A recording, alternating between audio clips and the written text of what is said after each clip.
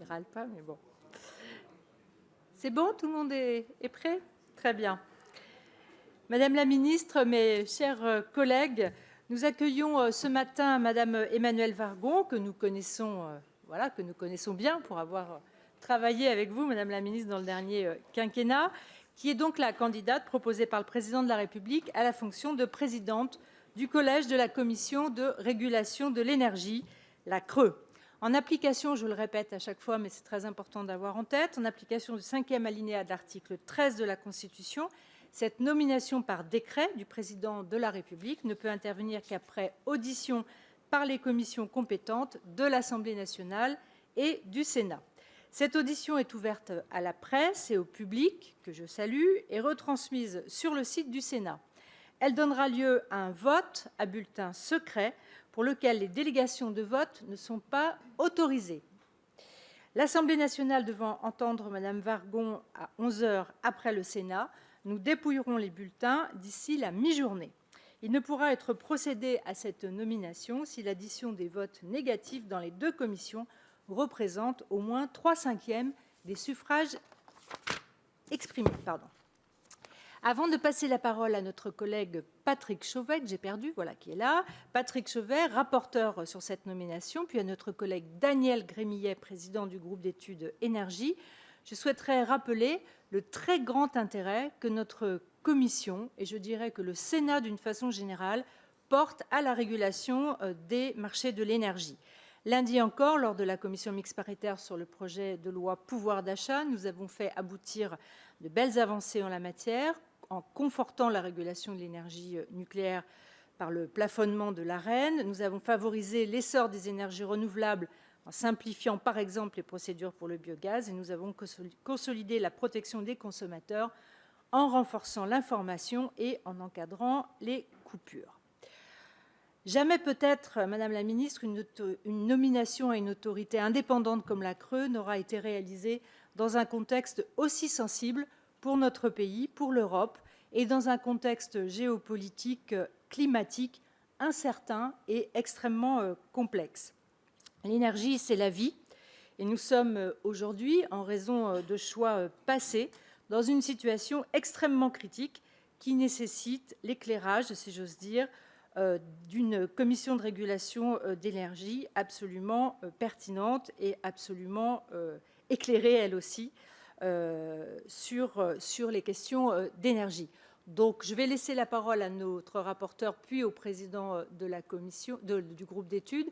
Mais je voudrais vous dire que vraiment, dans cette période critique, la vision de la CRE, qui éclaire l'exécutif, est vraiment une chose extrêmement importante à laquelle nous attachons beaucoup d'attention. Et nous serons donc très intéressés pour voir quelle est votre vision de la CRE, quelle est votre vision du marché de l'énergie et comment vous estimez devoir exercer votre rôle en relation avec, bien sûr, l'exécutif, mais aussi avec le Parlement. Voilà. Patrick Chauvet, rapporteur. Merci Madame la Présidente. Madame la Ministre, vous êtes conseillère maître à la Cour des comptes et avez fait une partie de votre carrière au sein de ministères ou d'établissements sociaux. Vous avez également exercé les fonctions ministérielles que nous connaissons tous en tant que secrétaire d'État à la transition écologique de 2018 à 2020, puis ministre délégué au logement de 2020 à 2022. Ma première interrogation est donc: qu'est-ce qui vous motive à vous investir dans un secteur, celui de l'énergie, différent de ceux dans lesquels vous avez évolué auparavant? D'autre part, comment entendez-vous garantir l'indépendance de la CRE, qui est une autorité administrative indépendante? Compte tenu de vos anciennes fonctions ministérielles, devrez-vous vous déporter sur les sujets dont vous auriez eu à connaître dans ces anciennes fonctions? Je pense par exemple à la rénovation énergétique, proche des missions de la CRE. Créé par la loi du 10 février 2000, le service public de l'électricité, la CRE, a pour principale mission de concourir au bon fonctionnement des marchés de l'électricité et du gaz naturel, au bénéfice des consommateurs finals et en cohérence avec les objectifs de la politique énergétique. Ma deuxième interrogation concerne donc les missions de la CRE. Dans le contexte de crise énergétique, le rôle des autorités de régulation va croître. Le paquet ajustement à l'objectif 55, complété par le plan REPower européen, fixe des exigences en matière d'énergie renouvelable, d'hydrogène, d'électromobilité, de réseau ou de stockage. Les plans de résilience et d'investissement prévoient des montants importants s'agissant de l'énergie nucléaire, de l'hydrogène ou de l'électromobilité. Ce cadre a des répercussions sur les missions de la CRE ou leurs conditions d'exercice. Comment la CRE les appréhende-t-elle? Est-elle en capacité d'y faire face sur les plans budgétaires et humains? Ma troisième interrogation concerne la crise énergétique et les moyens mis en œuvre pour y faire face. Quelle appréciation portez-vous sur le bouclier tarifaire? Partagez-vous le principe du relèvement de 20 TWh de l'Arenh qui conduit à un transfert de 10 milliards de recettes du groupe EDF vers les consommateurs? De plus, comment conjuguer les lacunes de ce bouclier? Comment mieux protéger les consommateurs qui ne bénéficient pas des tarifs réglementés de vente? À combien s'élève le rattrapage en 2023 du blocage tarifaire sur les consommateurs? Enfin, comment anticipez-vous la fin des tarifs réglementés de vente en gaz prévus pour juillet 2023? Ma dernière interrogation a trait à l'avenir du secteur de l'énergie en pleine effervescence. À l'échelle européenne, quelle est votre position sur la réforme du marché de l'électricité? Êtes-vous favorable à la suppression du principe du coût marginal qui lie le prix de l'électricité à celui du gaz? À l'échelle nationale, quelle appréciation portez-vous sur la relance de l'énergie nucléaire? Pour le nucléaire existant, quel mécanisme de régulation devrait remplacer l'Arenh et que faut-il envisager pour le nouveau nucléaire? Une garantie de prix comme au Royaume-Uni, un consortium d'électro-intensifs comme en Finlande, un financement étatique comme en République tchèque. Voilà les questions, en vous remerciant par avance des réponses que vous pourrez y apporter, Madame la Ministre. Merci, Monsieur le rapporteur. Monsieur le Président du groupe d'études énergie, cher Daniel Gremillet. Merci, Madame la Présidente, Madame la Ministre, mes chers collègues. Madame la Ministre, je ne compléterai que marginalement les questions de notre Président, de notre rapporteur. Le premier point concerne l'essor des énergies renouvelables. Le ministère de la Transition énergétique a annoncé un plan modifiant les dispositifs de soutien budgétaire. Sont prévus la suspension de la baisse des tarifs sur le photovoltaïque, le relèvement des coûts pris en compte dans les appels d'offres, l'extension du délai ou du périmètre de certains appels d'offres, ou encore l'autorisation de vente de l'énergie sur les marchés pour certains lauréats. Quel est votre avis sur ces annonces? Plus largement, pensez-vous qu'il faille consolider les dispositifs de soutien public pour maximiser les projets ou au contraire en modérer le coût qui s'élève déjà à 5 milliards d'euros par an? Faut-il préférer des dispositifs de soutien extra-budgétaires tels que les rabais tarifaires, les garanties d'origine ou les contrats de gré à gré? Par ailleurs, le stockage, indispensable pour pallier l'intermittence des énergies renouvelables, est-il assez soutenu? Enfin, l'autoconsommation, porteur d'externalités positives pour les consommateurs, mais négatives pour les réseaux, doit-elle être encouragée? Le deuxième point a trait à la sécurité d'approvisionnement. La CRE a récemment publié un rapport sur les anticipations des acteurs du marché de l'électricité, indiquant que ces derniers prévoient une atteinte du plafond du prix sur les enchères de 200 heures par trimestre, ce qui reflèterait donc la crainte des marchés quant au risque d'un déséquilibre offre-demande. Pouvez-vous préciser cette analyse? Risque-t-on une rupture sur le plan de l'approvisionnement en gaz en raison de la guerre en Ukraine ou en électricité compte tenu du phénomène de corrosion sous contrainte? Les dispositifs de stockage, d'interruptibilité, d'effacement fonctionnent-ils assez, à votre avis? Et comment favoriser l'effort de sobriété énergétique? Identifiez-vous des gisements, tant chez les professionnels que chez les particuliers? Mon dernier point porte sur l'évolution de notre mix énergétique. Le législateur aura à se prononcer à l'occasion de la loi quinquennale sur l'énergie de 2023. Notre commission a résolument plaidé pour faire du scénario N03 de RTE un minimum à atteindre, appelant à construire rapidement et concrètement, ce n'est pas 6, mais 14 EPR. Quel est votre point de vue sur le mix énergétique idéal? Merci.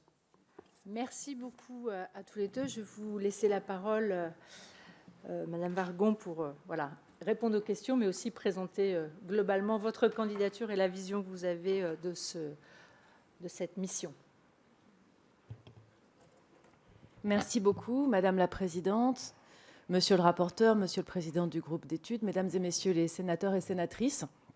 Je suis très heureuse, très honorée même d'être devant vous aujourd'hui pour présenter ma candidature à la tête de la CRE, institution tellement importante dans cette période, et ce, conformément, vous l'avez rappelé, Madame la Présidente, à la procédure de l'article 13 de la Constitution. Je vais commencer par me présenter, puis j'évoquerai à la fois les grands enjeux énergétiques et du coup la manière dont la CRE peut y répondre et les priorités qui pourraient être la sienne si ma candidature est retenue. Je vais commencer par me présenter parce que nous avons travaillé ensemble, bien sûr, à de nombreuses reprises, mais en fait, l'essentiel de ma carrière est une carrière administrative. Vous l'avez dit, monsieur le rapporteur, je suis conseillère maître à la Cour des comptes et j'ai passé 20 ans dans différentes fonctions administratives, dans des administrations centrales et dans des établissements publics. J'ai eu l'occasion de diriger des administrations, j'étais secrétaire générale des ministères sociaux, j'étais déléguée générale à l'emploi et à la formation professionnelle avec environ 200 agents. Et puis, j'ai été dans des institutions indépendantes, la Cour des comptes, que vous avez citée, qui m'a formée, où je suis conseillère maître, et l'Agence du médicament, où j'ai passé 4 ans. Et c'est aussi une agence indépendante qui prend ses décisions par elle-même, indépendamment de la volonté du gouvernement. Ensuite, j'ai ouvert une page politique qui se referme aujourd'hui si cette nomination aboutit. Cette page politique m'a conduite à être secrétaire d'État à l'écologie, puis ministre déléguée au logement.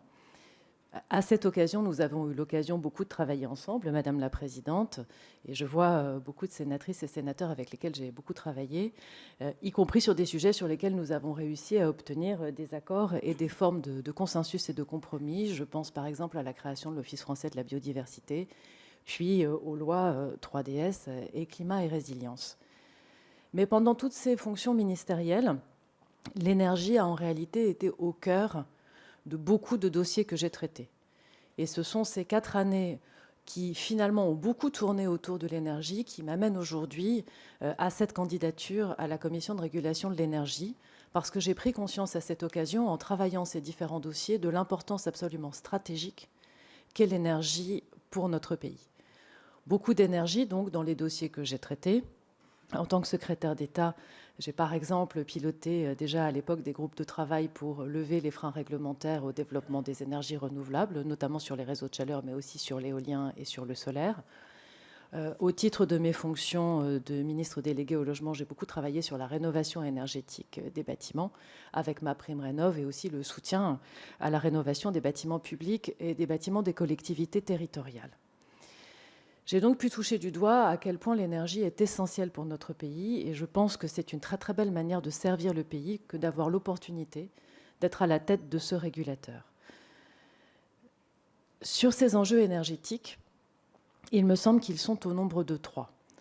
Je voudrais commencer par la sécurité d'approvisionnement et la souveraineté énergétique. Nous étions déjà, je crois, tous convaincus de cette importance avant la crise de l'énergie, crise ukrainienne, mais nous voyons maintenant aujourd'hui à quel point cette sécurité d'approvisionnement et cette souveraineté sont cruciaux pour le pays. Le deuxième enjeu, c'est bien sûr la protection des consommateurs et la compétitivité de nos entreprises. La CRE a un rôle important sur la régulation des marchés au bénéfice non seulement du consommateur individuel, des ménages, mais aussi au bénéfice de toutes nos entreprises, que ce soit les industriels électro-intensifs ou que ce soit les entreprises en général. L'énergie est une partie importante des charges qui pèsent sur les ménages, une partie importante de l'inflation aujourd'hui, et ce sont nos mesures de régulation classiques, avec les tarifs réglementés et l'Arenh qui nous permettent en partie de protéger les ménages, et puis les mesures exceptionnelles prises avec les boucliers.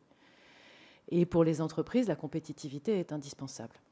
Et puis bien sûr, le troisième enjeu, peut-être le principal, c'est l'accélération de la transition écologique. Et nous savons que nous avons des objectifs extrêmement ambitieux, vous l'avez rappelé, à la fois des objectifs nationaux et des objectifs communautaires, qui vont nous amener à un double mouvement, la baisse de notre consommation d'énergie, fixée à 40% pour l'instant, d'ici à 2050, et une part croissante d'électricité dans notre mix énergétique pour aller vers une énergie décarbonée. Et les différents scénarios, dont celui que vous avez cité, sont des scénarios qui mènent à une augmentation en valeur absolue de la production énergétique. Je voudrais dire à cette occasion que pour atteindre tous ces objectifs, Nous devons travailler sur la sobriété et l'efficacité, sur le développement des énergies renouvelables et sur l'appui sur le nucléaire. Sur l'efficacité et la sobriété, l'efficacité, c'est vraiment l'idée d'arriver au même résultat avec moins de sources et de consommation d'énergie. La sobriété, c'est aussi l'idée de changer nos usages pour essayer de moins consommer d'énergie et trouver des alternatives. C'est indispensable, ça fait partie des objectifs de politique publique que je pense qu'il faut soutenir. Ensuite, le développement des énergies renouvelables, bien sûr, nous savons que nous avons encore de la marge, encore besoin d'énergie renouvelable supplémentaire, d'où tous les travaux qui ont été faits, et encore récemment dans les textes que vous venez d'adopter. Sur le nucléaire, je voudrais vraiment préciser ma position, qui, je pense, est un point très important de la discussion. Je suis favorable à l'électricité nucléaire, clairement. Je suis favorable à cette électricité. J'y suis favorable à la fois sur le maintien des réacteurs existants et sur le développement du nouveau nucléaire. C'est un des éléments très importants du design de marché, j'y reviendrai, que de permettre à notre opérateur national de soutenir le nucléaire existant et le nouveau nucléaire. Quand j'ai été nommée secrétaire d'État en octobre 2018, parmi les dossiers que j'ai traités, j'ai été amenée à accompagner les territoires à la fois pour la fermeture des centrales à charbon et pour la fermeture de la centrale de Fessenheim, donc je voudrais vraiment être clair sur ce point-là. À ce moment-là, on était déjà début 2019. La décision de fermeture de Fessenheim avait été prise longtemps auparavant, reconfirmée, et à ce moment-là, en accord avec la SN, EDF n'avait pas lancé les opérations de maintenance lourde et de visite décennale qui auraient été dans le calendrier normal de la centrale. À ce moment-là, la gestion du dossier consistait à accompagner EDF techniquement et économiquement, et surtout accompagner le territoire qui était confronté à une décision qui était prise, mais qui n'était pas accompagnée, notamment pour le projet de territoire sur le technocentre et sur le développement d'industries alternatives. Au moment de la décision de la fermeture de Fessenheim, nous vivions sous l'hypothèse que la consommation d'électricité serait stable, voire en légère décroissance. Cette hypothèse n'est pas exacte, ça n'est plus l'hypothèse aujourd'hui.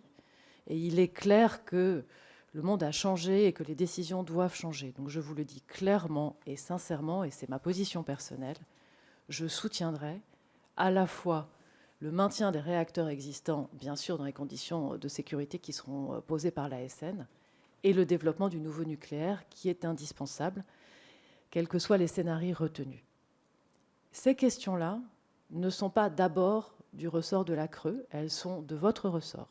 Elles sont du ressort du législateur, vous l'avez rappelé, monsieur le rapporteur, la loi PPE qui va arriver, qui a été prévue, qui arrivera avant le 1er juillet 2023, sera l'occasion pour le législateur de définir la politique énergétique du pays.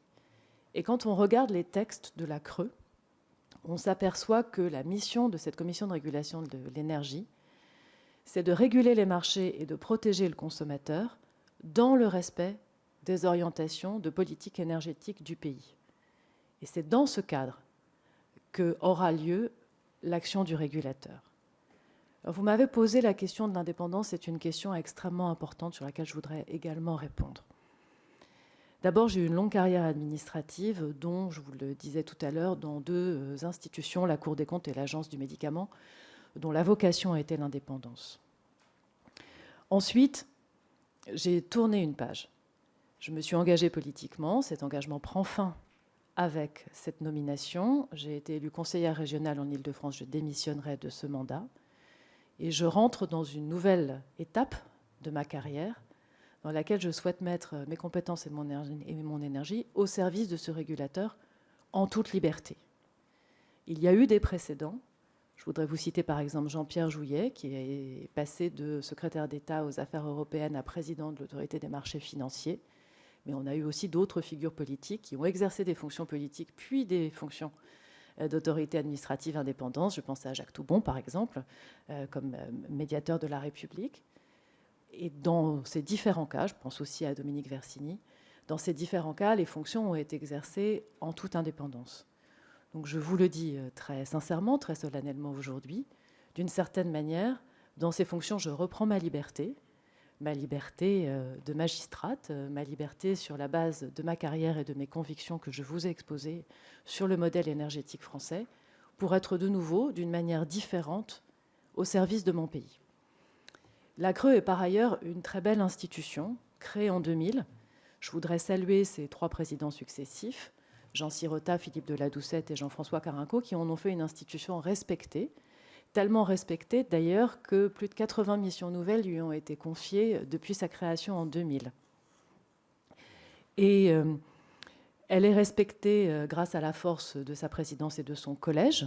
Il y a un collège à la tête de la CRE, avec 4 autres membres du collège que je voudrais saluer pour la qualité de leurs travaux. Elle est respectée aussi par la qualité du travail de ses agents, environ 160 agents. Et pour répondre à la question sur les moyens, la CRE a pour l'instant réussi de façon très satisfaisante à répondre aux missions qui lui sont confiées.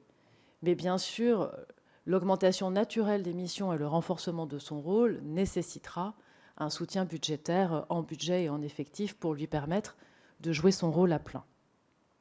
J'en viens maintenant à vos questions plus précises et aux priorités de l'institution elle-même. La première priorité est autour de la régulation des réseaux.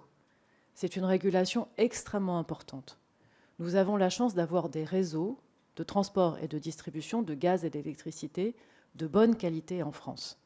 Mais ces réseaux ont devant eux le défi du développement des énergies renouvelables et d'ailleurs du nouveau nucléaire et donc du nouveau raccordement de toutes ces sources d'énergie. C'est une trajectoire d'investissement extrêmement importante qu'il faut accompagner à travers le TURP. Une première étape a été passée l'année dernière avec la sortie du TURP 6, mais bien sûr les investissements sont devant nous, ils sont considérables. Le deuxième enjeu des réseaux, c'est la solidarité nationale et la péréquation. Les réseaux jouent un rôle très important pour l'égalité de tous sur le territoire devant l'accès à l'énergie, à la fois en prix avec la péréquation et en qualité de service, et aussi en qualité de discussion avec les collectivités concédantes et les collectivités organisatrices de la distribution de l'électricité. J'y serai très attentive. Et puis le troisième enjeu des réseaux, c'est de faciliter toutes les flexibilités, de faciliter le stockage, de faciliter les interconnexions dans des conditions qui nous permettront de passer l'hiver qui vient et les hivers suivants dans des conditions les plus satisfaisantes. La deuxième mission prioritaire de la CRE, c'est la régulation des marchés. Régulation et surveillance des marchés de détail et des marchés de gros. Et je crois que nous avons besoin d'une réforme importante du mode de fixation des prix et des marchés à l'échelle européenne et à l'échelle française. La CRE joue déjà ce rôle. Elle surveille les fournisseurs alternatifs et à droit constant, il me paraît extrêmement important, par exemple, de vérifier que l'Arenh, telle qu'elle a été distribuée et répartie, profite bien au client final et pas aux fournisseurs alternatifs, et donc de renforcer encore ces contrôles. Mais nous sentons bien que les mécanismes de régulation qui fonctionnaient par temps calme, que ce soit à l'échelle française ou européenne, ne fonctionnent plus dans un marché dans lequel le prix de l'électricité atteint en ce moment 800 € du mégawattheure sur les projections trimestrielles et le prix du gaz entre 150 et 200 € du mégawattheure. Il y a des évolutions qui peuvent être directement négociées par la CRE auprès du Collège des régulateurs et de l'Agence européenne. Je pense par exemple à la fixation du prix plafond spot de l'électricité. Nous avons eu un épisode intense, enfin un épisode exceptionnel le 4 avril dernier avec un prix plafond de l'électricité qui a atteint 3 000 € en France pendant 2 heures et qui a un impact sur la fixation du prix plafond européen puisque le prix plafond européen s'est automatiquement décalé vers le haut et qu'il est passé à 4 000 €. Ce mode de fixation automatique qui est inflationniste doit changer et j'y serai attachée dans la négociation avec les régulateurs européens si ma candidature est retenue. On peut aussi imaginer de fixer un prix plafond du prix du gaz qui n'existe pas aujourd'hui et qui permettrait de sécuriser les marchés. Au-delà de ça, il paraît clair maintenant qu'il est nécessaire de trouver d'autres mécanismes pour délier les prix de gros des prix de détail. Il n'est pas normal, il n'est plus acceptable que le prix de détail en France d'électricité pour le client final dépende à ce point du prix du gaz sur le marché européen. Nous devons mieux intégrer dans notre prix de marché national la part des énergies décarbonées, renouvelables et nucléaires qui sont une base pour nous et dont les prix n'augmentent pas aussi vite que les prix du gaz. Ça fait partie des grands éléments de la discussion à avoir avec Bruxelles. En ce qui concerne l'Arenh, je pense là aussi qu'on arrive à la limite du mécanisme. Ce mécanisme a fonctionné quand il a été créé. Il a pour objectif de permettre à tous les consommateurs, que ce soit des consommateurs individuels, que ce soit des entreprises ou des collectivités locales d'ailleurs, de bénéficier de l'énergie nucléaire au juste prix. Mais maintenant, les tensions sont trop importantes et le prix n'était plus juste. Vous avez relevé de prix qui était à 42 € et qui est passé à 49,5 dans les textes que vous venez d'adopter. C'était indispensable. Et en ce qui concerne les volumes, 120 TWh me paraît effectivement être un maximum dans la période, d'autant plus que nous connaissons cette tension sur la fourniture d'électricité nucléaire suite aux problèmes de corrosion sous contrainte que rencontre EDF.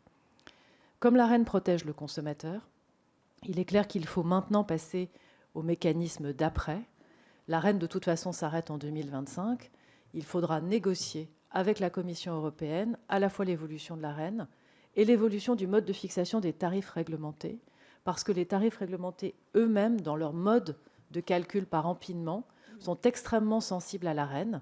Et du coup, chaque écrêtement de l'Arenh a un impact sur la fixation des tarifs réglementés. Et on a vu avec les boucliers en gaz et en électricité qu'on a finalement été capable de protéger le consommateur avec des mécanismes excédant les mécanismes classiques d'Arenh et tarifs réglementés. Et il me semble que cette question sera posée de nouveau au législateur et à l'exécutif pour la protection 2023.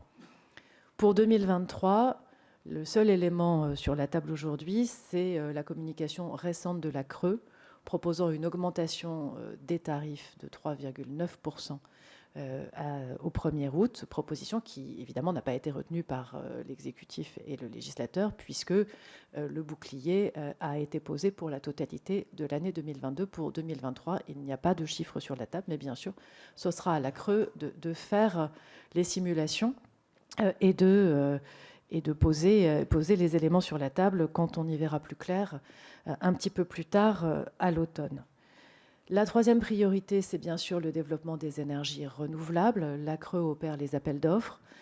Pour répondre à la question, je pense qu'on a à la fois besoin des appels d'offres et besoin de développer des opérations de gré à gré qui ne sont plus soutenues par des subventions publiques. Les charges de CSPE sont néanmoins en train de baisser très fortement, puisque la contribution CSPE, qui était très élevée dans les années précédentes, est maintenant en train de devenir négative compte tenu des prix de marché de l'électricité et donc les prix auxquels l'énergie renouvelable peut être vendue. Et je suis favorable à toutes les mesures de simplification et de souplesse, y compris sur les prix de vente, qui ont été adoptées récemment.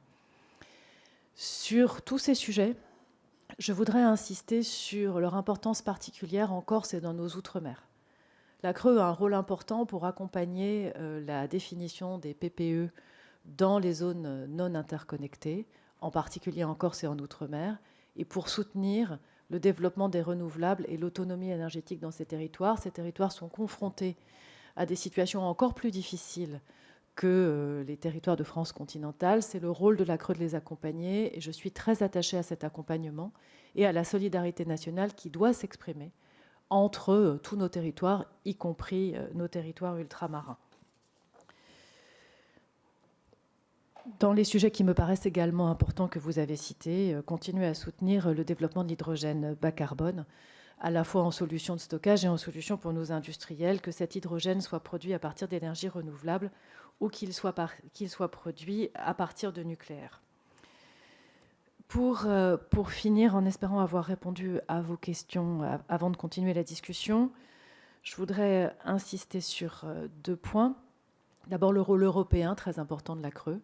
La CRE est à la fois un acteur propre sur les pouvoirs de régulation pour obtenir les flexibilités nécessaires de l'Agence européenne de la régulation, l'ACER, et travailler en bonne intelligence avec ses collègues au sein du Collège des régulateurs, et bien sûr travailler avec la Commission européenne. Et puis dire que si je suis présidente de la CRE, je serai à disposition et dans un travail en grande proximité, autant avec le législateur qu'avec l'exécutif. J'ai travaillé avec vous à de nombreuses reprises. Je pense qu'il est extrêmement important que la CRE mette sa capacité d'expertise, sa capacité d'analyse, sa capacité de simulation au service du législateur, à l'Assemblée comme au Sénat. C'est ce qu'elle a fait dans les années précédentes, avec beaucoup d'auditions. et aussi des rencontres à chaque fois que c'était souhaité. Et je le dis à Monsieur le Président du groupe Énergie, mais je le dis à Madame la Présidente de la Commission et à toutes les sénatrices et tous les sénateurs intéressés, je serai à disposition avec les équipes de la CRE pour travailler sur les différentes hypothèses, éclairer les choix que vous aurez à faire qui vont poser les bases de la nouvelle politique énergétique du pays. Voilà les quelques éléments que je voulais présenter à l'appui de cette candidature. Je regarde brièvement en vérifiant que je n'ai rien oublié dans les questions. Si peut-être juste la fin des tarifs réglementés pour le gaz, elle est posée, c'est une règle. Et je pense que c'est extrêmement important que la CRE accompagne les consommateurs, l'information et les choix éclairés des consommateurs. Vous avez renforcé cette partie-là dans les textes en discussion actuellement en général sur l'information des consommateurs et la capacité du consommateur à faire des choix éclairés. C'est une des missions importantes de la CRE et j'y serai très attachée. Je vous remercie. Très bien, merci beaucoup Madame la Ministre. Je vais donner la parole à mes collègues qui sont nombreux. Il faut juste qu'on ait en tête qu'on a 1 heure à peu près pour l'ensemble des questions. Je vais commencer par Jean-Claude Tissot et ensuite Jean-Pierre Moga. Merci Madame la Présidente. J'aurais 2 principales questions. Madame, pardon. L'une sur le marché européen de l'énergie et la deuxième sur les relations entre le gouvernement et la CRE. Le 26 octobre 2021, lors d'un conseil extraordinaire des ministres européens de l'énergie, vous avez déclaré, à propos du marché européen de l'électricité, « Nous avons aussi besoin de revoir ces mécanismes de fonctionnement. Ça nécessite une analyse approfondie parce que, pour l'instant, le prix final facturé aux consommateurs d'électricité est extrêmement dépendant du prix marginal des énergies fossiles. » Alors, tout en partageant votre constat, j'aurais souhaité avoir des éléments de précision sur les modifications que vous souhaiteriez, vous l'avez abordé dans votre discours liminaire, que vous souhaiteriez apporter au marché européen de l'électricité. Selon vous, comment la CRE peut-elle participer à cette indispensable réorganisation du marché européen, au marché de l'énergie, pardon, mais surtout, comment vous avez dit qu'il fallait qu'il y ait une réorganisation, mais finalement, comment vous imaginez cette réorganisation? C'est ce qui est intéressant. Et justement, ne serait-il pas nécessaire de prendre du recul sur les logiques uniquement financières et spéculatives qui nuisent, à mon sens, au bon fonctionnement de l'approvisionnement de l'énergie à des tarifs raisonnables et à la nécessité et la nécessaire transition énergétique? Ma deuxième question est un peu plus politique, même complètement politique, mais elle a son importance pour l'autorité administrative indépendante que vous souhaitez présider. Alors que Jean-François Carenco, votre potentiel prédécesseur, est devenu ministre du gouvernement actuel et que vous êtes vous-même une ex-ministre de ce même gouvernement, nous avons l'impression, peut-être que je me trompe, que la CRE est devenue une sorte d'antichambre de la majorité présidentielle. Ainsi, comment, alors vous l'avez expliqué aussi, hein, c'était vos premiers propos, hein, comment percevez-vous les relations de la CRE avec l'exécutif, justement? Merci, madame.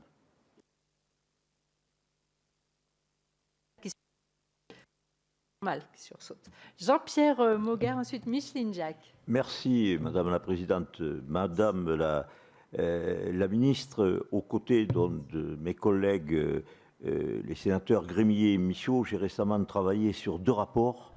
Le premier portant sur la sécurité d'approvisionnement de notre pays et le second sur la relance nucléaire. Je pense ne trahir personne en affirmant que la logique que nous avons retenue dans ces travaux est la logique additive prônée par RTE, c'est-à-dire consistant à marcher sur 2 jambes. D'abord, une jambe nucléaire d'une part.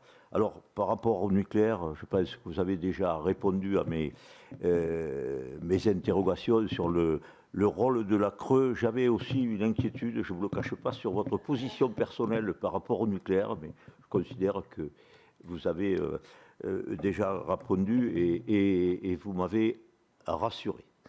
Voilà, maintenant, je voulais vous parler de la deuxième jambe, le renouvelable. J'ai porté là aussi avec le président de la Commission du développement durable, Jean-François Longeau, une proposition de résolution relative à l'agrivoltaïsme qui préconise notamment de sortir l'agrivoltaïsme des appels d'offres solaires innovants qui ont été lancés en 2016 pour être intégrés dans une famille dédiée de la CRE afin d'accélérer le développement des projets. Au-delà des seuls appels d'offres de la CRE, comment comptez-vous accompagner le déploiement des énergies renouvelables dans notre pays et plus particulièrement ceux liés à l'agrivoltaïsme? Je vous remercie. Merci Jean-Pierre. Micheline Jacques, sûrement sur Merci, l'outre-mer, Madame et la- ensuite Daniel Salmon. Merci Madame la Présidente. Madame la Ministre, bon, vous avez répondu en partie à ma question. Étant la seule commissaire ultramarine, donc ma question porte sur l'ensemble des territoires ultramarins. Vous le savez, votre prédécesseur, Jean-François Carenco, a veillé à préserver la péréquation tarifaire tout en accompagnant l'élaboration des PPE des collectivités outre-mer. Dans le contexte de renchérissement du prix de l'énergie fossile, quels principes présideront à votre action dans les ZNI, À Saint-Barthélemy, par exemple, l'opérateur historique est contraint de renouveler les moteurs vieillissants en les remplaçant par des moteurs moins polluants mais à combustion fossile. Les retards ou les difficultés de mise en œuvre de la transition énergétique pourraient-ils être des facteurs de remise en cause de cette péréquation? Merci Micheline. Daniel Salmon, ensuite Bernard Buis. Merci Madame la Présidente. Madame la Ministre, dans sa délibération du 13 juillet 2022, la CRE indique que la recette prévisionnelle liée aux énergies renouvelables électriques s'élève au titre de 2022-2023 à 8,6 milliards d'euros pour le budget de l'État. Sur cette recette de 8,6 milliards, plus de 7 milliards sont liés à l'éolien terrestre. Cela représente donc une contribution très intéressante aux finances publiques. La CRE demande donc, dans cette délibération, d'accélérer le développement des énergies renouvelables. Vous en avez déjà un petit peu parlé. Je voudrais savoir quel sera vraiment le rôle de la CRE dans cette accélération. Et puis, votre position sur le scénario 100% renouvelable de RTE. Dans votre propos liminaire, vous l'avez déjà un petit peu exposé en creux, pour faire un petit jeu de mots. Mais j'aimerais bien avoir votre position précise sur cette opportunité, puisque la faisabilité est bien indiquée. Je vous remercie. Merci Daniel. Bernard Buis, ensuite Dominique Estrosi Sassone. Merci Madame la Présidente.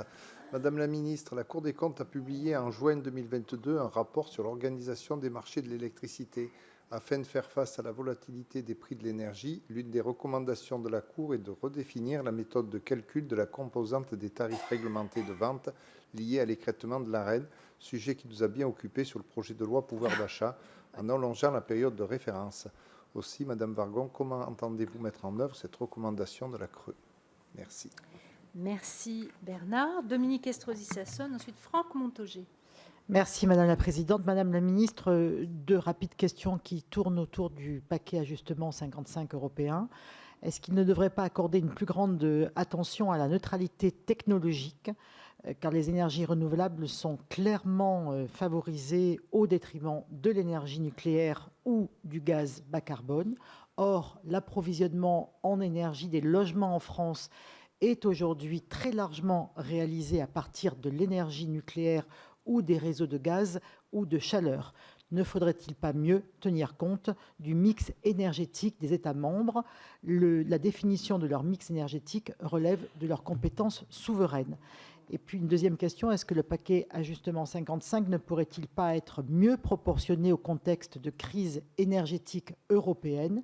Car il a été élaboré dans un contexte qui était antérieur à la guerre en Ukraine.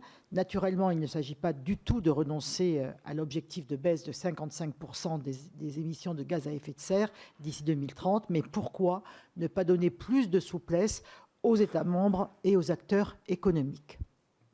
Merci Dominique. Franck Montaugé, ensuite Martine Berthet. Merci Madame la Présidente, merci Madame Vargon. J'aurais plusieurs questions. Vous avez évoqué l'après-AREN et dit la nécessité de revoir notamment les tarifs réglementés. Est-ce que vous pourriez aller plus loin en nous expliquant sur quel principe vous restructureriez les tarifs réglementés et en particulier, est-ce que vous avez en tête de les asseoir sur les coûts complets du système électrique à long terme? Voilà, étant entendu qu'aujourd'hui, ils sont structurés sur la base des coûts marginaux et du coût marginal du dernier moyen de production appelé. Première question. Quelle réforme, par ailleurs, du market design européen en matière d'électricité porteriez-vous en qualité de présidente de la CRE? C'est un sujet très technique, très compliqué quand on y rentre dedans. Je voudrais savoir quelles sont vos orientations et vos idées sur le sujet. En matière de gaz et de transport de gaz, il est possible que nous nous retrouvions dans une situation où les infrastructures existantes transportent moins de gaz que ça n'a été le cas aujourd'hui. Donc, je voudrais savoir comment, dans cette hypothèse, vous prenez en compte ce qu'on appelle les coûts échoués de ces infrastructures. C'est un gros sujet et je pense qu'il y a des milliards qui sont en jeu derrière cette question-là. Et dernière question, quelle est votre analyse du rôle et des postures de l'ACER et quel lien comptez-vous tisser entre l'ENSO électricité, l'ENSO gaz, les ENSO étant les réseaux de coopération des opérateurs de transport électricité et gaz au niveau européen, en tout cas leur représentation. Voilà, je vous remercie. Merci Franck. Martine Berthet, ensuite Evelyne Renaud-Garabédian. Oui, merci Madame la Présidente. Madame Wargon, j'aurais 2 questions. À la fois notre souveraineté industrielle et la nécessité pour les industriels de décarboner leur production demandent une adaptation des réseaux, voire des créations, de façon réactive pour un approvisionnement en biogaz et ou en hydrogène bas carbone. Que prévoyez-vous pour cette mise en œuvre ? Et ma deuxième question porte sur l'effacement par les particuliers. Y aura-t-il un retour des contrats type EJP ? Quelle confiance des ménages, puisqu'actuellement, ces contrats leur font payer très cher l'électricité ? Quel retour à une base plus juste pour ces derniers ? Merci Martine. Avant Evelyne, si tu permets Evelyne, j'ai oublié Amel dans l'ordre. Donc Amel Gacquer, ensuite Evelyne. Pardon Evelyne. Merci Madame la Présidente. Ma question porte sur le volet sobriété énergétique que vous avez évoqué, notamment l'autoconsommation individuelle et collective d'électricité qui permet donc de produire son électricité et de la consommer au bon moment. Avec la baisse des coûts de production des installations à partir de ressources renouvelables et la hausse du prix de l'électricité, c'est une pratique, un mode de consommation locale qui se développe fortement et doit être amené à se développer davantage. Aujourd'hui, 150 000 Français ont recours à l'autoconsommation solaire selon RTE. Selon une étude de l'ADEME, c'est 60% des Français qui seraient intéressés. Particulièrement dans le contexte de crise énergétique que nous connaissons, l'autoconsommation représente une énergie locale particulièrement intéressante. Elle apporte une réponse, bien sûr, à notre nécessaire indépendance énergétique, à l'augmentation du prix de l'électricité, tout en réduisant l'empreinte écologique. Quel est votre point de vue sur ce mode de consommation et comment comptez-vous intensifier cette production locale ? Merci. Merci Amel, avec mes excuses. Evelyne Renaud-Garabédian, pardon, ensuite Alain Cadec. Merci Madame la Présidente. En fin 2021, 12 réacteurs nucléaires sur 56 étaient à l'arrêt, alors qu'il s'agit vraisemblablement du moment où nous en avons le plus besoin. Quel est le rôle de la Commission de régulation en la matière et comment baisser l'incertitude sur la capacité d'EDF à remettre en service des centrales avant cet hiver ? Merci. Merci beaucoup Evelyne. Alain Cadec, ensuite Patricia Schillinger. Oui, Madame Wargon, ma question a un caractère plutôt politique. Vous parlez d'indépendance, vous avez parlé d'indépendance. Moi, ce que je voudrais savoir, c'est quelle sera votre position, dans la mesure où, à ma connaissance, vous êtes présidente du Conseil national de Territoire de Progrès, qui est, à ma connaissance également, composante de la majorité présidentielle.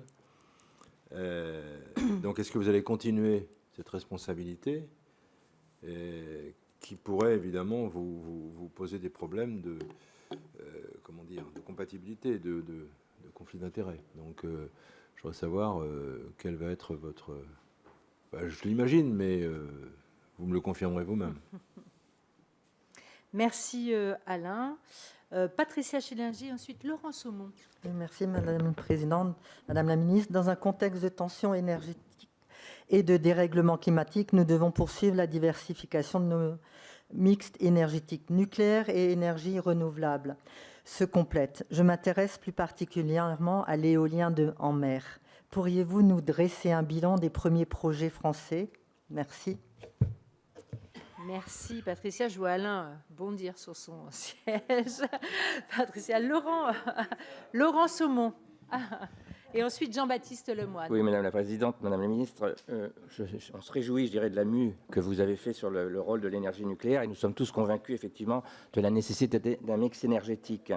Mais compte tenu de la faiblesse des certaines infrastructures de transport d'électricité, quelle est votre vision? Vous avez dit qu'il fallait effectivement parler avec l'exécutif, parler avec le législatif, mais quelle est votre vision territoriale du développement des ENR, notamment puisqu'il y a... Quel sera le langage que vous allez prendre avec les territoires sur la méthanisation, sur l'éolien, sur l'agrivoltaïsme, ainsi que sur l'hydroélectricité? Merci beaucoup, Laurent. Jean-Baptiste Lemoyne, ensuite Anne-Catherine Loisier. Merci beaucoup, Présidente. Un petit mot, puisque effectivement, la CRE, elle œuvre aussi au bénéfice des consommateurs. C'est dans un certain nombre de missions qui lui sont assignées, de veiller à ce qu'ils obtiennent le meilleur service, qu'ils payent le juste prix. Et donc ma question, c'était justement quels sont vos axes pour mettre l'accent sur cette dimension consumériste en termes d'information, parce que l'accès à l'information est également primordial, et puis également dans le fonctionnement d'une instance importante qui est le CORDIS, pour régler un certain nombre de litiges. Voilà. Merci, Monsieur le Ministre. Anne-Catherine Loisier, ensuite Sylviane Noël. Merci Madame la Présidente. En fait, moi je voulais revenir sur vos propos concernant la CSPE qui deviendrait négative. Donc, en ces temps de problématique de pouvoir d'achat, s'agissant d'une taxe qui représente pratiquement 20% de la facture d'électricité, je voulais savoir si on pourrait envisager une diminution du coût de la CSPE. Merci. Merci Anne-Catherine. Sylviane Noël, ensuite Serge Mérillou. Merci Madame la Présidente. Madame la Ministre, j'aurais souhaité connaître votre opinion sur l'ouverture à la concurrence des barrages hydroélectriques. On a une certaine pression qui nous est mise par les instances européennes depuis plusieurs années et j'aurais souhaité vous entendre sur ce sujet. Je vous remercie. Merci Sylviane. Serge Mérillou. Oui, Madame la Ministre, Madame la Présidente, vous avez largement évoqué les pistes à 5 ans ou à court terme pour les différentes énergies. Moi, ce que j'aimerais, c'est savoir si vous avez des perspectives à plus long terme, parce que sur l'énergie, on se projette à 10, 20, 30 ans, et je ne vous ai pas entendu sur ces pistes-là. Alors, je sais que ce n'est pas simple, mais moi, je voudrais vraiment savoir un petit peu plus sur ce point-là. Et puis, sur l'AREN, vous l'avez évoqué, je ne suis pas sûr que l'ARN ait rempli ce qu'on attendait d'elle, c'est-à-dire permettre à des opérateurs alternatifs de développer des solutions de production, parce qu'aujourd'hui, l'ARN, c'est une machine à enrichir des opérateurs alternatifs, et je ne suis pas sûr que ça ait protégé les consommateurs. Voilà, puis j'avais une question sur l'énergie hydraulique aussi, auquel je suis comme beaucoup particulièrement attaché, et votre position par rapport donc à la Commission européenne sur ce dossier de l'hydraulique. Merci. Très bien, chers collègues, je ne vois pas d'autres questions, donc je vais me permettre de vous en poser moi-même quelques-unes, peut-être pour aller dans le sens de notre collègue Serge Mérillou. Les hypothèses aujourd'hui de besoins en énergie sont faites effectivement par la CRE, pourtant elles sont challengées tous les jours. On a l'impression que l'électrification de nos usages, de notre industrie, l'industrie 4.0, la volonté évidemment de ne pas émettre de gaz à effet de serre et de particules va dans le sens d'une accélération croissante, j'allais dire au-delà même des prévisions qui sont faites par la CRE. Donc peut-être voir votre vision à vous sur ce besoin en énergie sur notre pays. Deuxième question qui concerne l'hydrogène vert. C'est un sujet aussi souvent évoqué dans nos débats.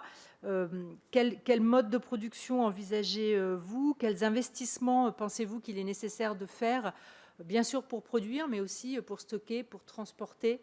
Il y a là un enjeu majeur au moment où par ailleurs, l'Europe met beaucoup d'argent sur la recherche et développement en matière de production d'hydrogène. Je voudrais revenir également sur le nucléaire quelques instants. Vous nous avez fait une profession de foi pour le nucléaire, mais au-delà de cette profession de foi, quel projet industriel voyez-vous pour la France? Quels sont les investissements nécessaires? Comment voyez-vous le rôle évidemment d'EDF? Faut-il avoir d'autres partenaires? Comment voyez-vous le problème d'Orano, le problème des déchets, etc., de l'approvisionnement en combustible? Et enfin, dernière question un petit peu différente qui a été évoquée par l'un de nos collègues, c'est comment voyez-vous la place des collectivités territoriales dans le développement des énergies renouvelables? Nous savons que l'acceptabilité sociale et presque démocratique est un enjeu majeur pour notre pays. Est-ce pour vous, les élus locaux sont-ils une source de soucis et de freins ou une source d'opportunités? Je vous donne déjà la réponse dans la question. Voilà, Madame la Ministre. De nombreuses questions. Je vous laisse peut-être quelques instants parce qu'il faut un peu d'organisation sur...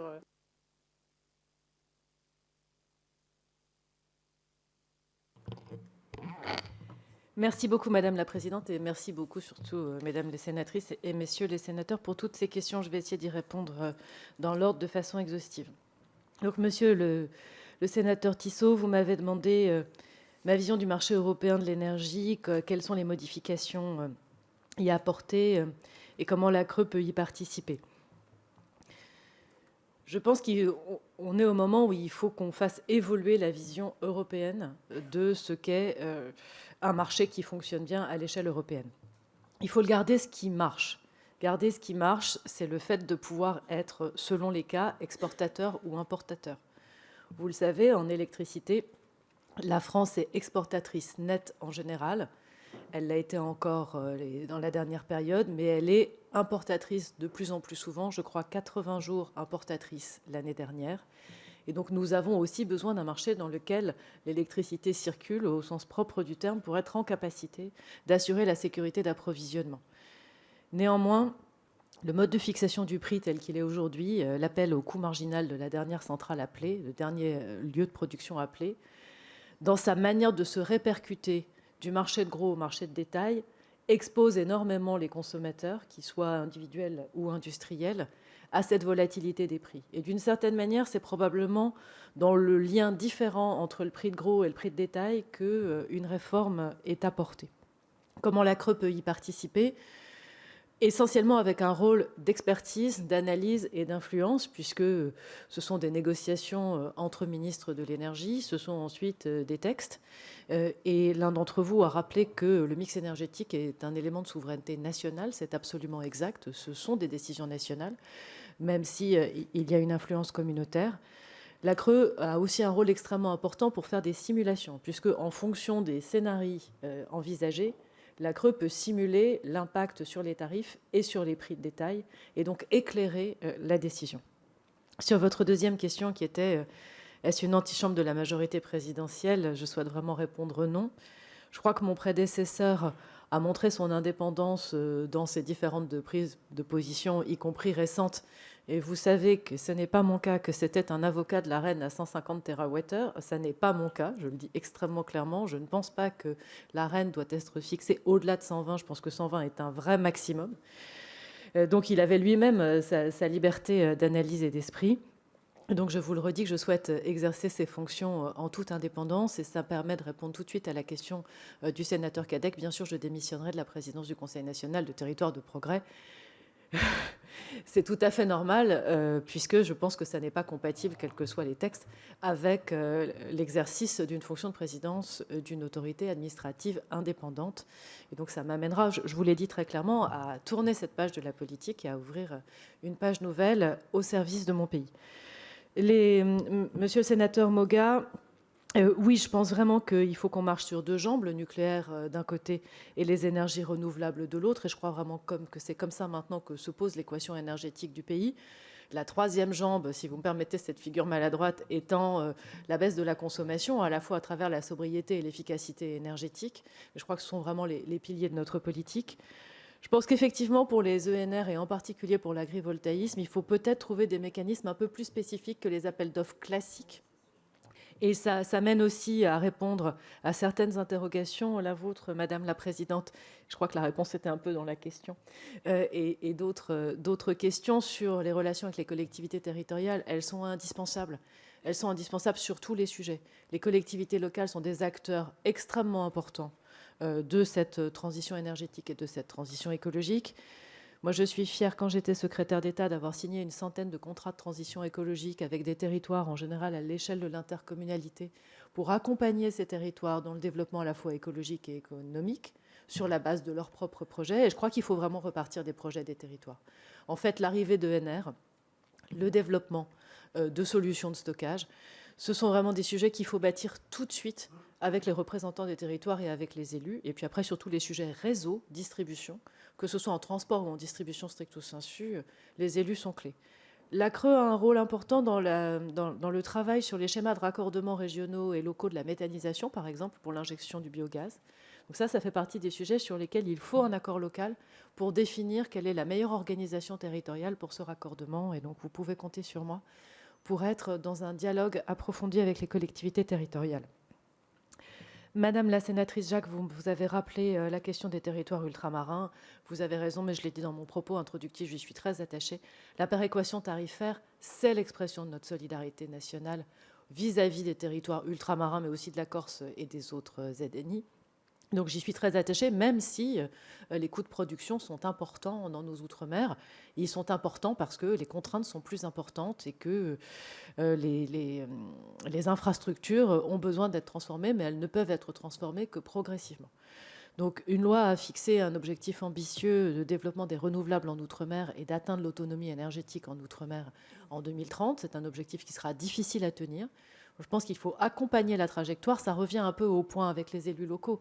C'est territoire par territoire et PPE par PPE qu'il faut définir cette trajectoire. Et ensuite, une fois que cette trajectoire est dans la PPE définie avec les collectivités territoriales, alors la solidarité nationale finance à travers la CSPE et j'y suis extrêmement attachée. Monsieur le sénateur Salmon, vous m'avez posé la question de la recette de CSPE. Qui est effectivement très importante actuellement. En fait, les choses se sont inversées. La CSPE a été une charge pour le budget de l'État. Maintenant, compte tenu du prix de l'énergie, aujourd'hui, la CSPE devient une recette pour le budget de l'État.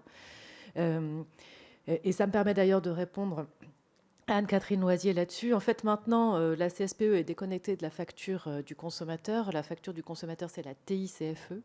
Et cette TICFE a été abaissée à 1 € du mégawattheure dans le cadre du bouclier tarifaire pour 2022. Et donc la question se posera en PLF 2023 de savoir comment positionner cette TICFE. Et ça, c'est une décision de puissance publique puisque c'est une décision du budget de l'État. Mais en tout cas, c'est plus acceptable par le budget de l'État, si je peux dire, dans la mesure où la CSPE elle-même a maintenant une contribution positive. Et donc il faut continuer à développer ces ENR, à la fois sur l'éolien terrestre et sur l'éolien en mer. C'était la question de Patricia Schillinger. Et donc, la CRE a un rôle important. Elle a un rôle à travers les appels d'offres. Elle a aussi un rôle à travers le pilotage des guichets.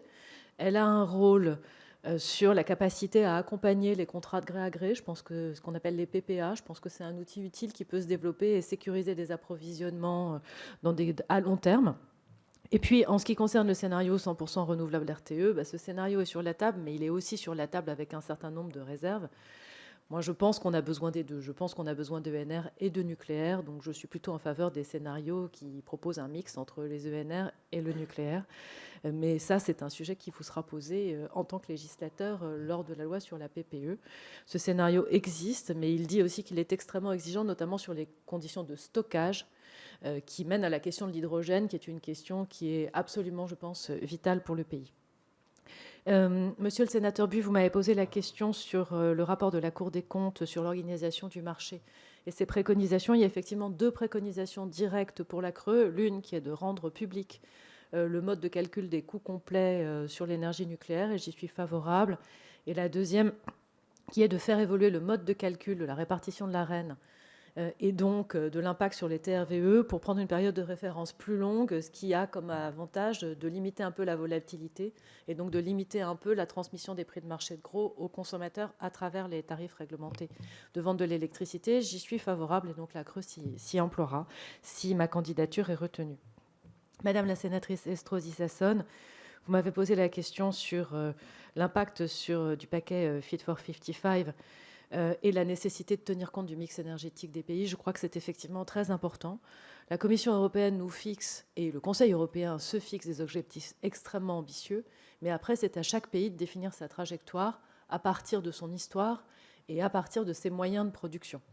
Et nous avons la chance de nous appuyer sur un parc nucléaire, j'en ai parlé, sur un parc d'hydroélectricité, je voudrais y venir maintenant, et sur des ENR en développement. Et donc, il faut faire attention à cette neutralité à l'échelle européenne. Je pense qu'on a eu une belle victoire avec l'intégration du nucléaire dans la taxonomie verte européenne. C'est un sujet sur lequel, qui était extrêmement important pour l'avenir de notre filière et de nos industries et de notre souveraineté énergétique. Donc, je pense que c'est en ce sens qu'il faut travailler. Puis, votre deuxième question a été de mieux proportionner tout ça au contexte de crise. Et c'est vrai que le contexte de crise, d'un côté, nous pousse à accélérer d'une certaine manière, à sortir du gaz quand c'est possible, à aller vers la sobriété et vers tous les mécanismes de flexibilité qui, je pense, peuvent être encore plus utilisés, effacement, interruptibilité, mécanismes de capacité. Mais de l'autre, il faut qu'on soit pragmatique. Et je crois que c'est ce qu'on fait aussi avec ce terminal flottant méthanier au large du Havre qui nous permet de sécuriser nos approvisionnements. Et il faut qu'on soit en capacité de maîtriser nous-mêmes notre destin énergétique. Monsieur le sénateur Montaugé, sur l'après-ARENH, c'est un sujet sur lequel l'expertise a commencé, mais n'est pas encore complètement consolidée. C'est un sujet qui arrive pour 2025. En fait, il me semble que nous devons concilier deux objectifs.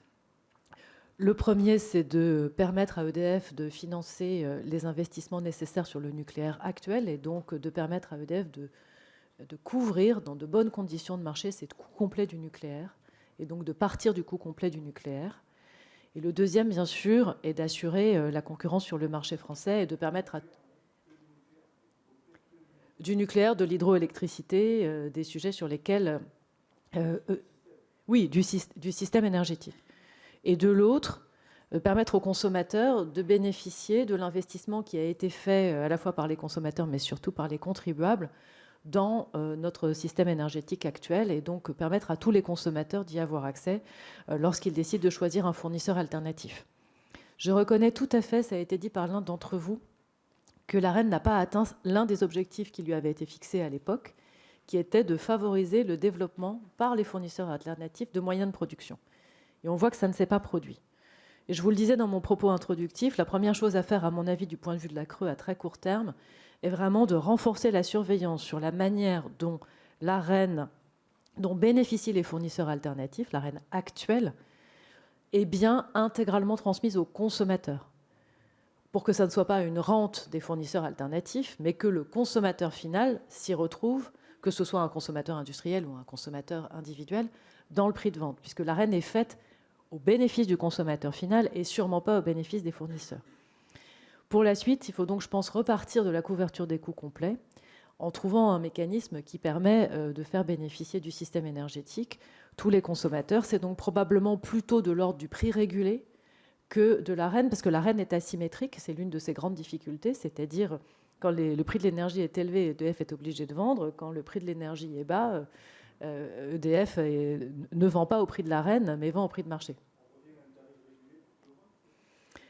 Là, je parle de la manière dont on régule le prix de cession du nucléaire par EDF. Après, ça ne veut pas forcément dire qu'il y a des tarifs de vente réglementés au détail pour tous les consommateurs, puisqu'il faut permettre aux consommateurs de continuer à choisir son fournisseur d'électricité, mais dans un mécanisme de vente sur les marchés par EDF de son électricité qui lui permette de couvrir ses coûts, et donc qui ne soit pas au détriment d'EDF, ce qui est le cas aujourd'hui avec l'ARENH.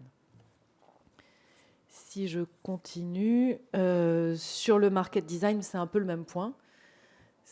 C'est-à-dire, je vous vois réagir, mais je veux bien approfondir la réponse si vous le souhaitez. Excusez-moi, mais c'est ma faute, certainement. Je ne comprends pas ce que vous venez de nous expliquer, là. Les couvertures dans tous les sens, là, je ne comprends pas. Donc, voilà. Je vais essayer d'être plus Je vais essayer d'être plus clair dans ma réponse. L'Arenh, c'est un prix de vente d'EDF aux autres fournisseurs. Ce prix de vente d'EDF aux autres fournisseurs, à 42 € du mégawattheure, il est trop bas, vous venez de le relever. Et par ailleurs, il est calculé, il devrait être calculé de façon à permettre une vraie couverture des coûts complets du système énergétique.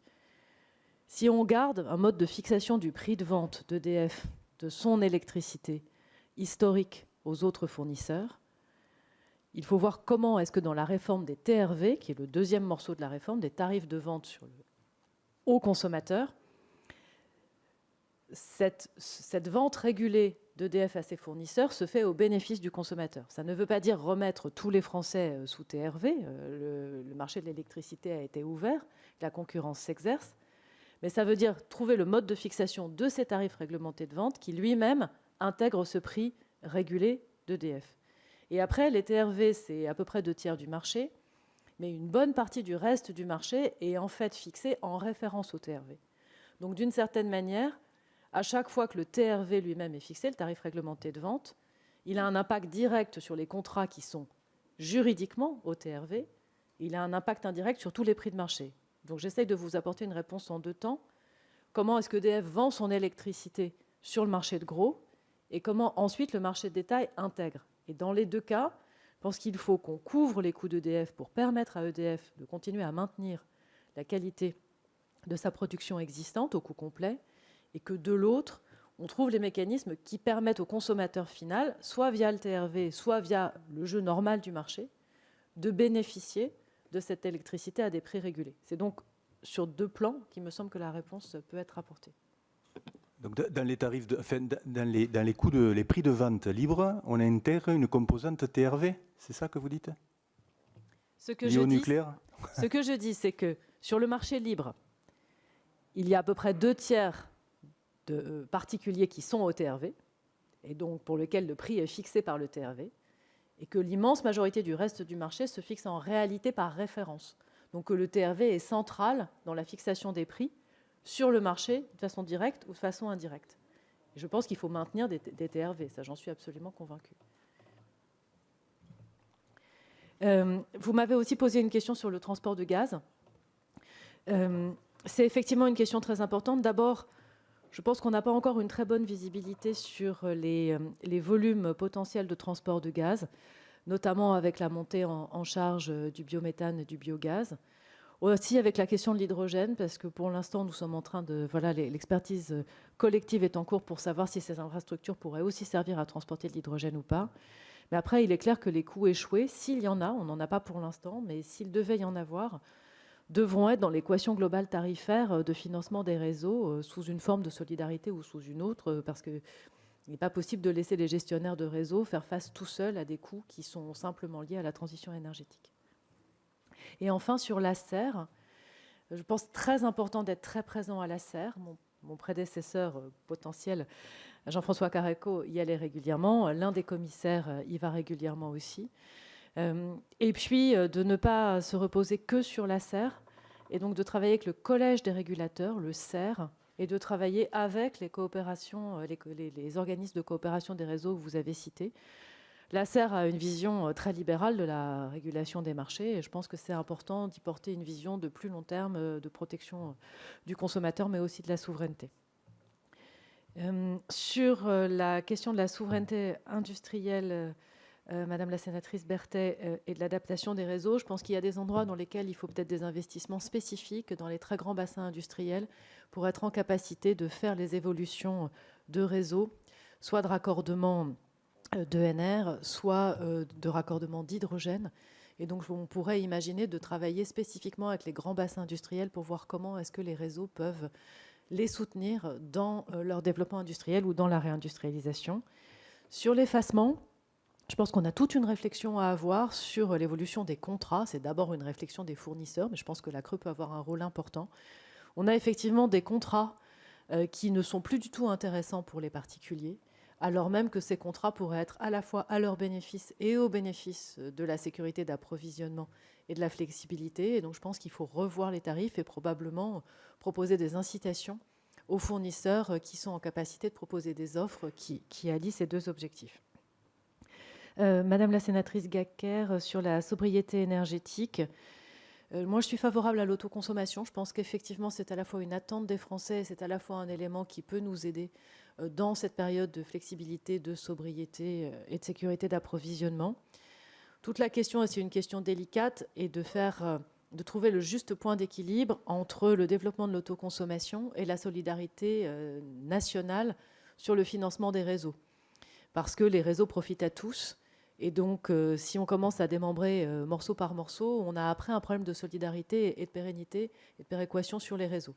Mais au fond, je pense qu'on peut aller plus loin sur le soutien à l'autoconsommation, qui, je pense, peut être un élément important, y compris d'ailleurs d'acceptabilité sur les énergies renouvelables. Sur la question de Madame la sénatrice Renaud Garabédian sur l'arrêt des réacteurs nucléaires, la CRE n'a pas un rôle direct ni sur l'arrêt ni sur la reprise évidemment d'activités des réacteurs nucléaires qui sont sous la responsabilité de l'opérateur EDF et sous le contrôle de l'ASN. C'est plutôt dans le modèle économique dont on parlait tout à l'heure, c'est-à-dire le financement, assurer le financement des coûts complets du nucléaire actuel et trouver le modèle de financement du nouveau nucléaire, que la CRE peut avoir un rôle. Après, ça devient un rôle industriel d'opérateur, et là, ça n'est plus du ressort de la Commission de régulation de l'énergie. Monsieur le sénateur Cadec, je crois avoir répondu à votre question sur Territoire de progrès. Madame la sénatrice Schillinger, effectivement, l'éolien en mer est un élément extrêmement important de notre développement d'énergie renouvelable et de notre sécurité d'approvisionnement et de notre mix énergétique. Le premier parc d'éolien en mer produit enfin. Il a été raccordé, il est maintenant connecté. De nombreux projets sont en cours et je pense que la CRE a un rôle important d'accompagnement, y compris d'accompagnement des réseaux, puisqu'une partie des projets éoliens en mer est une partie industrielle de construction des projets eux-mêmes. Une partie d'éoliens en mer est liée à notre capacité à raccorder ces éoliennes dans de bonnes conditions. Et donc la CRE continuera à soutenir, y compris avec ces appels d'offres. Monsieur le sénateur Saumon, sur la vision territoriale, je pense avoir en partie répondu, mais en complément, oui, on n'arrivera pas à développer les énergies renouvelables si on ne le fait pas en accord avec les territoires dans une vision de planification territoriale. Moi, je pense que c'est extrêmement important, qui donne de la visibilité et de la capacité à se projeter, parce qu'on voit bien que le développement au coup par coup pose des vrais problèmes d'accessibilité et que nous devons aller plus loin. Sur l'hydroélectricité, permet de répondre aux différentes questions posées. Moi, je suis favorable à ce qu'il y ait une renégociation avec Bruxelles qui nous permet de garder la maîtrise de nos concessions hydroélectriques.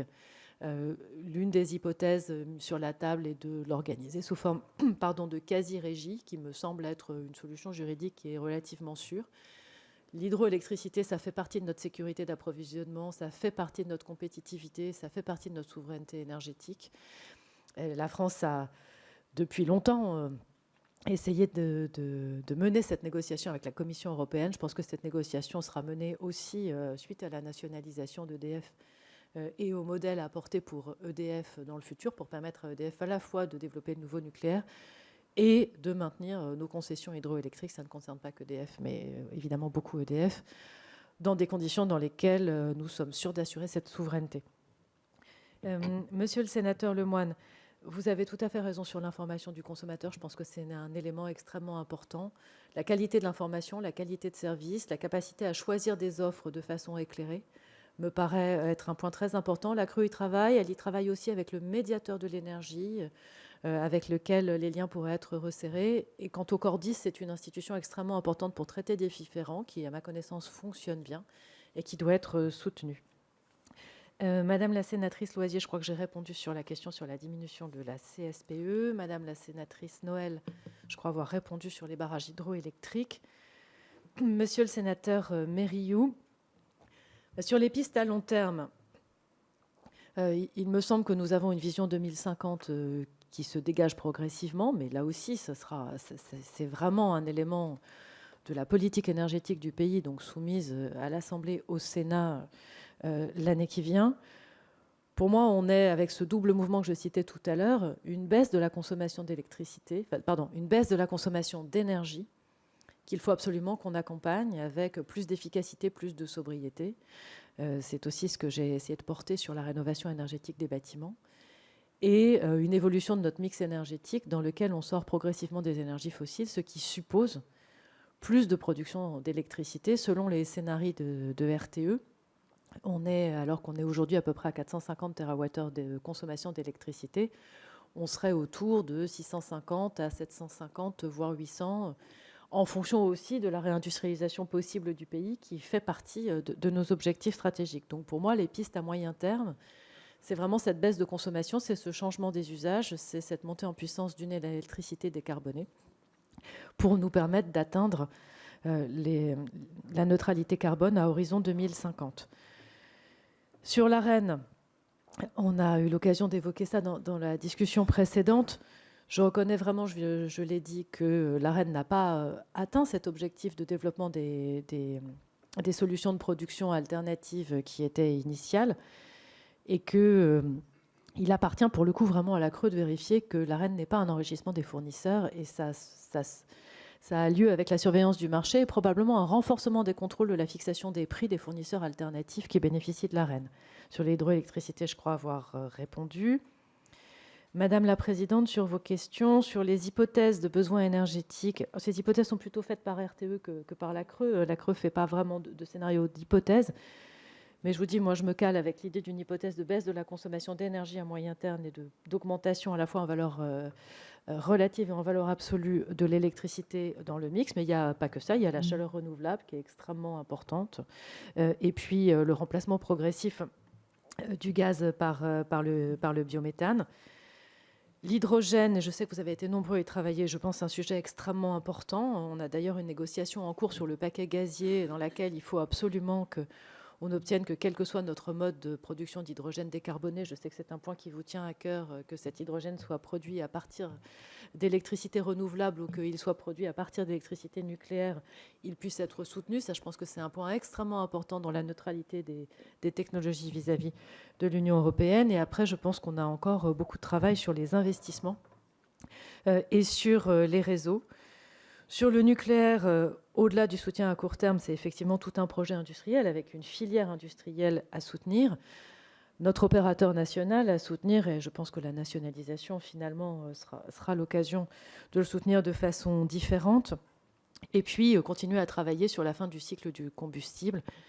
J'ai, dans mes fonctions précédentes, accompagné le projet CIGEO sur le site de Bure, qui est un projet qui est important dans le cadre de ce bouclage du cycle du combustible. Et puis sur les collectivités locales, je crois avoir répondu, Madame la Présidente. Merci beaucoup. Alors, comme il reste quelques minutes, j'ai une petite question bonus, parce qu'on en a parlé en creux, mais pas vraiment. Justement sur la réforme d'EDF, j'aurais voulu avoir votre avis. On nous parle effectivement de renationalisation.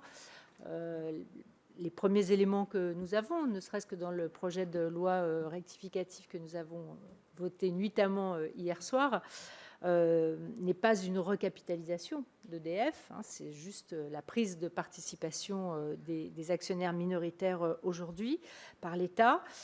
Comment est-ce que vous voyez cette réorganisation nécessaire d'EDF, au-delà même de sa direction, sa présidence? Comment est-ce que vous voyez EDF demain? Quelle est votre vision de cet opérateur qui sera un opérateur donc public? Comment est-ce qu'il s'insère dans un univers public-privé? Quel est le poids, quel est le rôle de cet opérateur, de sa structuration, de sa stratégie? C'est important pour nous de partager avec vous peut-être cela. Alors, je pense qu'on a la chance d'avoir un grand opérateur national, EDF, dont nous avons besoin pour atteindre les objectifs initiaux que je citais, la souveraineté et la sécurité d'approvisionnement, la protection des consommateurs et la transition écologique. Et donc moi, je suis favorable au fait que l'État soit actionnaire à 100% d'EDF, ce qui revient à une forme de nationalisation. S'opposera ensuite la question de donner à EDF les moyens de sa trajectoire de long terme.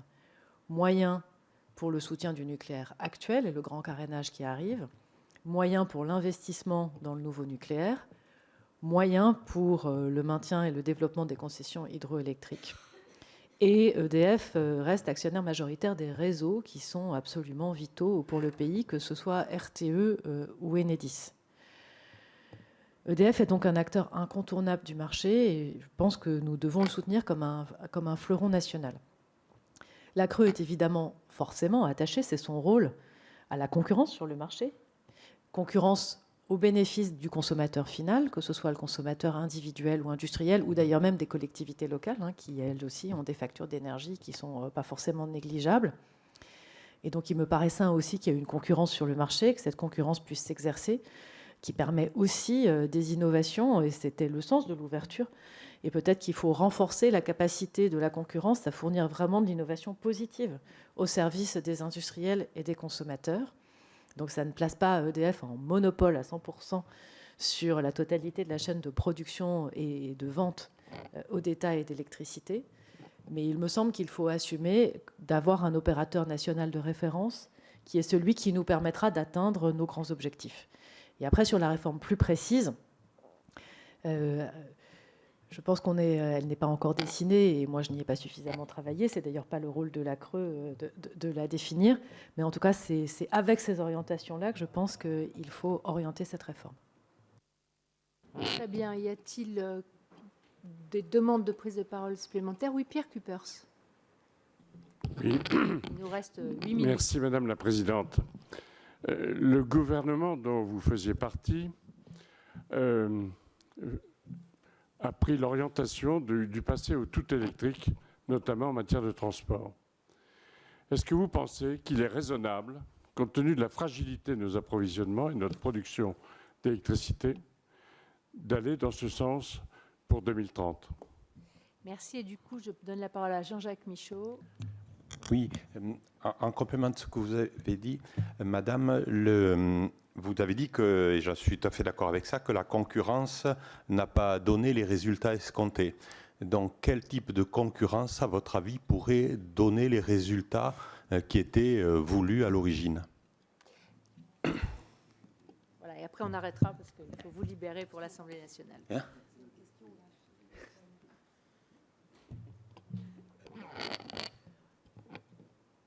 Pour répondre à votre question, Monsieur le Sénateur, pour atteindre la neutralité carbone, on a absolument besoin de réduire progressivement l'usage des énergies fossiles, qui sont d'ailleurs majoritaires toujours dans le pays aujourd'hui, c'est-à-dire moins de pétrole, moins de fioul et moins de charbon. Et donc la question de la voiture, du transport, elle se pose forcément comme ça. Après, moi je suis convaincue que c'est la diversification qui nous assure de la résilience face à des crises. On en a vécu des très importantes et on ne sait pas quelles sont les crises qui sont devant nous. Diversification, ça veut dire non seulement l'électrification des voitures, mais aussi travailler sur l'hydrogène, par exemple, comme dans les transports, peut-être pas sur les voitures individuelles seulement, mais en tout cas aussi pour les camions et pour les trains. Ça veut dire aussi proposer des mobilités douces et des mobilités alternatives. Ça veut dire travailler sur les biocarburants. Donc, je pense qu'il faut qu'on soit pragmatique dans notre capacité à accompagner tous les choix en matière de transport qui vont vers la décarbonation progressive. Et je pense que la crise actuelle nous apprend effectivement que nous avons un système sous tension, que nous avons un système qui peut se retrouver en difficulté de sécurité d'approvisionnement et que donc nous devons être très vigilants à travailler dans cette forme de diversification. Et puis la deuxième question, c'était sur la concurrence. Là, pour le coup, c'est vraiment le rôle de la CRE de surveiller les marchés, à la fois de gros et de détail, pour s'assurer que la concurrence se fait bien au bénéfice du consommateur final. Donc c'est le contrôle sur l'évolution des prix, notamment les prix gros pour vérifier qu'il n'y a pas de manipulation de marché. C'est le contrôle sur la fixation des tarifs et des prix de vente au détail. Et c'est probablement aussi une discussion avec les différents fournisseurs pour voir avec eux à quel point les offres qu'ils proposent sont des offres à valeur ajoutée par rapport à l'offre de référence. Donc la CRE a à la fois un rôle de surveillance, elle a un rôle de gendarme avec le cas échéant des sanctions à prendre, et probablement aussi un rôle d'émulation et de dialogue un peu serré avec les fournisseurs en la matière, forte effectivement de l'expérience des années précédentes pour lesquelles la simple ouverture n'a pas forcément permis les innovations. Très bien, merci beaucoup Madame Wargon. Eh bien, nous allons vous libérer pour l'audition à l'Assemblée nationale. Et puis nous-mêmes, je vous demande de rester dans la salle puisque nous allons procéder au vote à bulletin secret. Merci beaucoup à tous d'être là parce que je sais que nombre d'entre vous étaient là fort tard hier soir. Voilà.